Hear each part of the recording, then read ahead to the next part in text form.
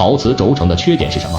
轴承就是一个机器设备的部件，它在机械设备运作的过程中起着不容忽视的关键作用。它可以有效地减小荷载的摩擦系数，而且可以使轴中心保持固定不动、不偏移。而陶瓷轴承就是轴承的一种材料，是一种重要的机械基础件，在国内民生的多个领域中都得到广泛的使用。但陶瓷轴承的缺点有：一、加工相对来说会比较困难。陶瓷轴承有着较低的承载力，相比较金属材料，其对热冲击比较敏感。二、成本高。陶瓷轴承是非金属、非铁材料，是一种非磁性优良绝缘体，因此陶瓷轴承材料成本费相对比较的高。我是老张，关注我，带你了解更多机械设计小知识。